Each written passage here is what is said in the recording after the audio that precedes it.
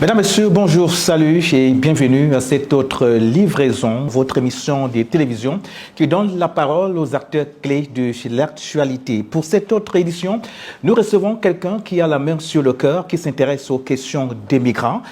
Avec lui, on échangera sur plusieurs aspects. Lui, c'est Romuald Ndjomo. Il est le coordonnateur de Emin Suisse, une organisation non gouvernementale basée à Lausanne, en Suisse. C'est une organisation qui œuvre depuis plusieurs années pour l'accompagnement social, humanitaire et l'intégration des migrants. Retrouvons-nous, mesdames, messieurs, amis téléspectateurs des Récits Images, pour un entretien avec notre invité.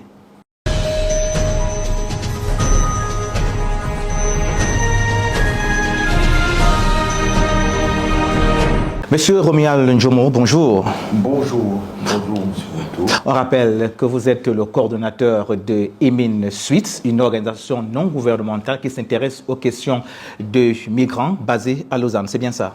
C'est bien ça, tout à fait. Alors, d'entrée, qu'est-ce qui vous a poussé personnellement à créer Emin Suisse? Alors, je vous remercie déjà de m'avoir invité et puis de m'accorder ce moment de partage. Alors, toute la famille Emin Suisse et toutes les personnes sympathisantes vous remercie. Alors, Emin Suisse est né d'un vécu de terrain et puis qui a été accompagné d'une profonde indignation face à la précarité et l'invisibilité que cette précarité accompagne. Donc il y a l'exclusion aussi que subissent beaucoup de migrants aussi, et des personnes vulnérables. Il n'y a pas que les migrants, il y a des personnes de la société suisse qui subissent une certaine exclusion et qui n'ont pas les moyens d'être accompagnés. Ben voilà, c'est vraiment ce qui nous a... Alors, quel constat de départ avez-vous fait sur la situation des migrants et des personnes vulnérables? Écoutez, beaucoup vivent dans une grande précarité, et surtout la précarité administrative et sociale. Mais le point focal est psychologique. C'est-à-dire que, vous voyez, il y a cette précarité administrative, sociale et psychologique. Mais l'aspect psychologique, parfois, entraîne à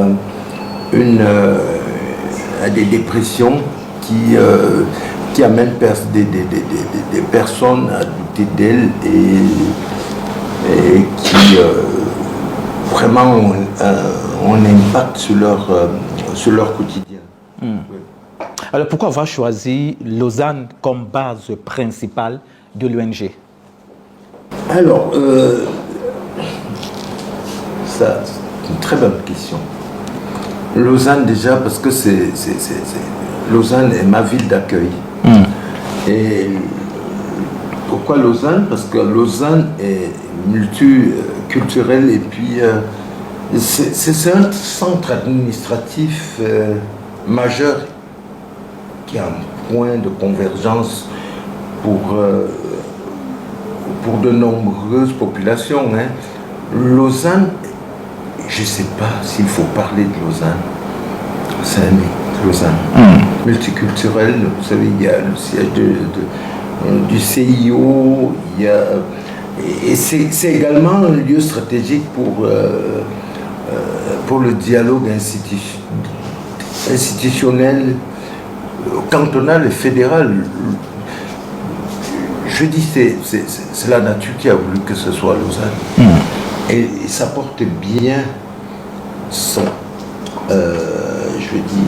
non seulement son point. C'est pas bon. Voilà, donc pour moi Lausanne c'est les choses qui ont choisi Lausanne. Alors, dis-nous maintenant, Monsieur Ndjomo, quel besoin fondamental Emin Suisse cherche-t-elle à combler aujourd'hui? mais c'est offrir un accompagnement global, hein, un accompagnement holistique, un accompagnement global et structuré, hein, aux personnes migrantes, mais aussi aux personnes vulnérables. Hein. On a tendance à croire que nous ne travaillons qu'avec la population migrante. Non, la migration, elle peut être aussi interne. Hein. Vous voyez quelqu'un qui part de Lausanne pour Genève, c'est un migrant, il migre. Mais on a aussi des personnes des personnes locales qui ont des problèmes, qui ont des besoins, des demandes, qui sont vulnérables. Et vous savez, l'être humain, pour préserver sa dignité aujourd'hui, préfère rester dans son coin que d'aller toquer ou aller solliciter les services ou les organisations pour les accompagner. Et ça, c'est quelque chose que nous avons constaté. Donc, nous offrons un accompagnement global, personnel, ciblé aussi aux personnes migrantes, mais aussi aux personnes qui vivent à Lausanne, mais aussi dans le monde. On est sollicité par les canaux, des emails, des personnes qui nous demandent des conseils, qui sollicitent notre expertise, un accompagnement. C'est vraiment un accompagnement global et holistique. Voilà. Alors, si vous en avez convenance, M. Romuald Ndjomo, nous allons maintenant aborder la deuxième dorsale de cet entretien. On va s'intéresser principalement aux missions et à vos différents champs d'action. Et la question qui me taraude l'esprit à l'instant, c'est de savoir quelle est la mission centrale des mines suisses. C'est de défendre les droits fondamentaux, hein, vraiment les droits fondamentaux, et favoriser surtout l'inclusion sociale et accompagner les parcours de vie des personnes vulnérables, des migrants, mais surtout des personnes qui nous sollicitent. Alors, comment s'articulent vos actions autour du soutien social, culturel et humanitaire? Alors, notre accompagnement vraiment est axé sur le soutien social qui consiste à l'accompagnement administratif, l'orientation juridique, l'accès aux soins, au logement et à l'emploi. Il y a aussi le soutien culturel qui consiste à soutenir, mais surtout à faire de la médiation, hein, la médiation interculturelle, la valorisation des identités et les activités communautaires.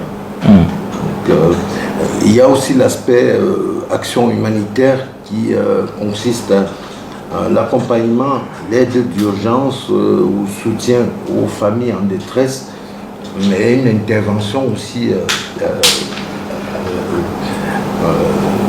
ponctuelle, hein, dans des zones précaires et aussi de manière ciblée. Hein.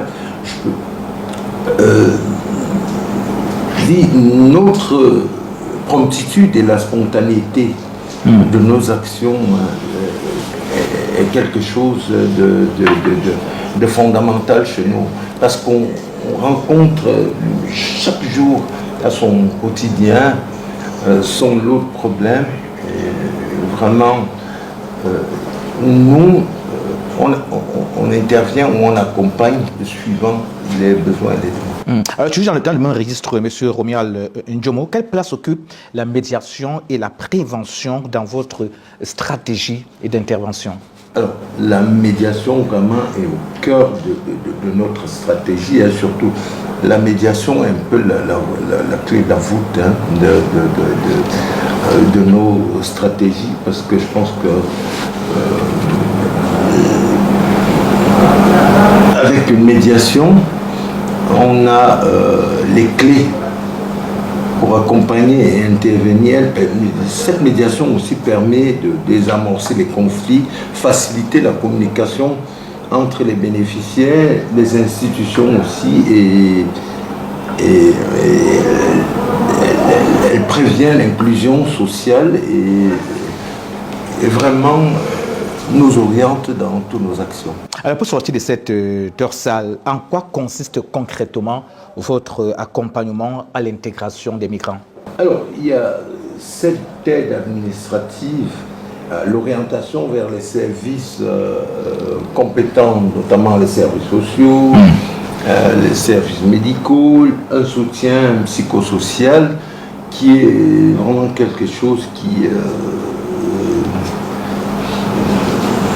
est très important dans la vie des migrants. Il y en a qui arrivent brisés et qui ont un récit, qui ont un vécu, mais qui ont de la peine à crédibiliser. On a de la peine à les croire. Il y a beaucoup qui ont subi des atrocités, pas seulement dans le parcours, mais qui ont vécu des choses qui les ont incités au départ. Quand je parle de migration, ce n'est pas simplement des migrants qui viennent d'Afrique, même à l'interne. Nous avons vu les violences conjugales, on en parle peu. Voilà aussi un facteur, un déclic pour que des personnes abandonnent et essayent de trouver refuge en fuyant, même en Suisse. Hein. On va rappeler que vous êtes originaire du Cameroun, notamment de la région de l'Ouest, et on ne s'empêchera pas de parler du Cameroun, histoire de savoir comment Émile Suisse se déploie au Cameroun et les relations que cette ONG entretient avec les pouvoirs publics. Alors dites-nous, est-ce que Émile Suisse bénéficie d'un accompagnement ou d'un appui du gouvernement camerounais? Alors, je vais vous répondre à froid. Jusqu'à présent, on a bénéficié d'aucun accompagnement, d'aucun soutien. Vous avez entrepris quand même des démarches? On a entrepris des démarches. Malheureusement, on a été soit heurté aux procédures administratives ou à la lenteur. Mais ce n'est pas un propre au Cameroun, hein, je le dis, puisque il ne faudrait pas qu'on pense que le Cameroun est le pays où il y a des lenteurs administratives, où les choses n'avancent pas. Non, en Suisse, le pays où on a créé cette structure, il y a je pense que dans toutes les institutions, il y a ce qu'on appelle la peur, la crainte de se tromper et d'être trompé qui envahit. On se dit que quand vous arrivez avec un projet humanitaire, ce n'est pas un projet commercial. On parle de l'humain, de l'être, et on se pose des questions, mais pourquoi, comment? Et puis, n'oubliez pas qu'il y a bien d'autres structures aussi humanitaires qui font dans ça. Maintenant, on ne bénéficie d'aucun soutien, ni d'aucun financement étatique.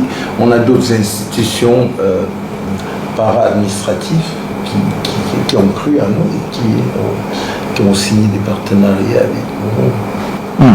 Alors, on l'a dit à l'entame de cet entretien, M. Romuald Ndiomo, Émile Suisse étend ses tentacules sur l'échiquier international. Et puisqu'on parle maintenant du Cameroun, de façon concrète, comment Émile Suisse se déploie-t-il sur le territoire camerounais? Alors, se déployer, je pense que le déploiement est encore en cours, hein, et la structuration des relations avec les autorités locales et administratives se construit à son rythme. Vous savez qu'on sort d'une période... Crise post-électorale.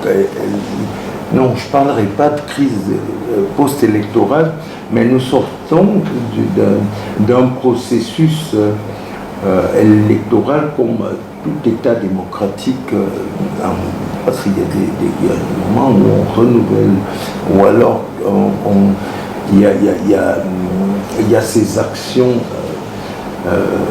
politiques qui interviennent suivant la Constitution. Et il faut respecter et puis avancer avec les différents acteurs.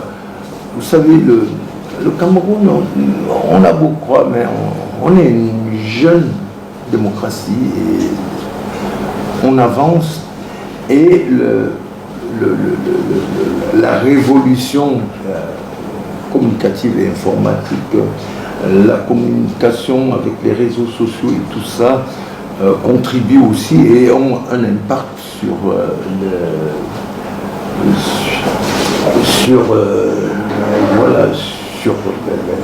le quotidien. Donc je pense que, mais on a quand même approché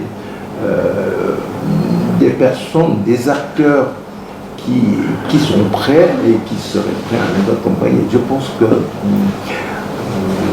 avec l'avènement des élections, les responsables sont en train de structurer, de faire les choses comme ça se doit pour pouvoir mieux remplir leur portefeuille, accompagner les institutions, les organisations, les associations aussi. Mais je ne pense pas qu'il soit fermé, non. Alors, quels sont les axes prioritaires de vos interventions au Cameroun? Alors, c'est les priorités sont, on va dire, le déploiement à travers les relais communautaires, mais surtout, il y a la question des personnes vulnérables. Ça, c'est une priorité. Les femmes et les personnes vulnérables, la jeunesse qui est aujourd'hui sans perspective, mais aussi les personnes déplacées, en situation de... Il y a des conflits internes aussi qui ont motivé des gens ou alors qui ont obligé des gens à se déplacer. Mais il y a la question de la santé aussi.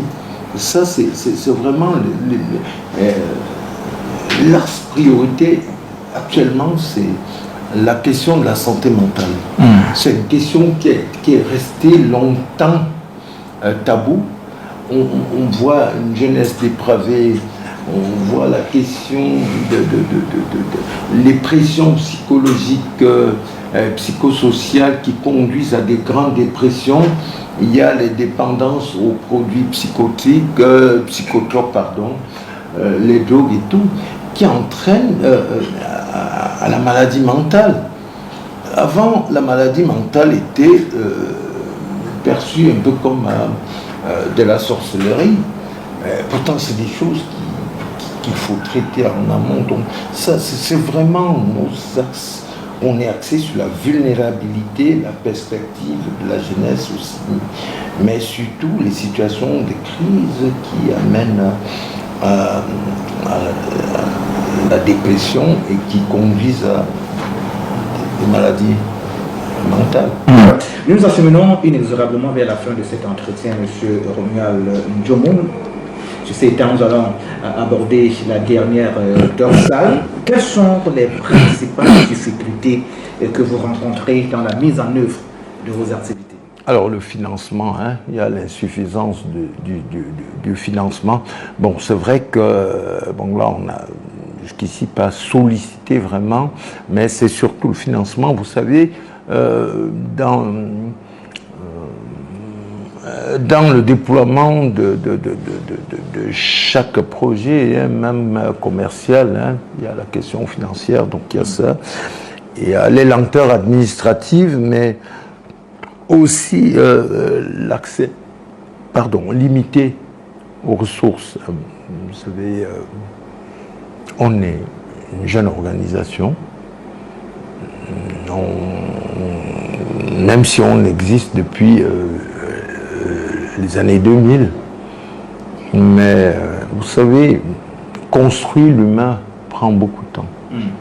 Et puis, avoir une crédibilité demande aussi un peu de temps. Donc, c'est surtout l'accès aussi, comme je disais, aux ressources. Cet accès est limité. On espère que... Tout à l'heure, vous évoquiez les questions de financement. Est-ce qu'aujourd'hui, on peut dire que le financement et la mobilisation des partenariats constituent un défi majeur? Bien sûr. Bien sûr. C'est la voûte c'est la voûte de la construction. Alors, quels sont les projets ou programmes phares d'Emile Suisse à court et à moyen terme? C'est un accompagnement optimal, hein, un accompagnement social holistique, hein, un accompagnement holistique, hein, vraiment, c'est ça, c'est-à-dire que prendre l'humain dans sa globalité, avec vraiment, aux sorties des entretiens, essayer de déceler, de ressortir quels sont vraiment les éléments qui vont permettre de reconstruire. Vraiment, c'est un accompagnement holistique dans sa globalité, c'est-à-dire déceler et personnaliser la manière d'apporter et de partager. Et il y a aussi des programmes de formation, hein. Ça rentre aussi dans la personnalisation. Et quand je parlais d'un accompagnement holistique, c'est-à-dire il faut aller chercher quelles sont les attentes des personnes, comment est-ce qu'on arrive à travailler avec, comment on arrive à leur donner, leur rendre la dignité que la société leur a arrachée. Et ça passe aussi par des programmes de formation. Et il faudra aussi qu'on mette sur pied des plateformes d'orientation. C'est-à-dire, le tout n'est pas simplement de parler de formation, mais s'il n'y a pas une plateforme d'orientation et d'accompagnement ciblé et personnel, on n'y arrive pas. Donc vraiment, ça, ce sont nos projets à venir. Alors, quel message souhaitez-vous adresser aux autorités, aux partenariats, ou alors tout au moins aux partenaires et aux populations concernées? Je vais résumer en disant que la dignité n'a pas de frontières et qu'ensemble, on pourra construire une société plus juste, plus solidaire et inclusive.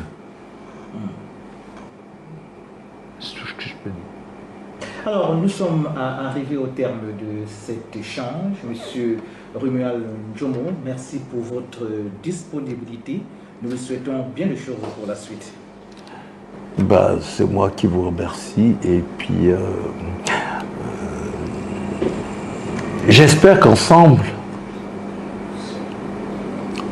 on pansera les blessures de nos semblables et qu'on construira une société de manière inclusive. Et je vous remercie de l'intérêt que vous avez pour l'humain et de la confiance que vous avez mis en l'ONG INMI Suisse, en partenariat avec la Croix-Rouge camerounaise, le centre médical Jocelyne Claire, l'association RIWA qui aujourd'hui s'intéresse vraiment à l'humain. Merci beaucoup, M. Mouton. Chers téléspectateurs et téléspectatrices, nous vous donnons rendez-vous très vite pour un autre entretien avec une autre personnalité. Émission à retrouver dans nos différentes plateformes YouTube, Facebook et bien d'autres. Restez scotchés sur nos programmes. Le meilleur reste à venir. Au revoir à tous et à toutes.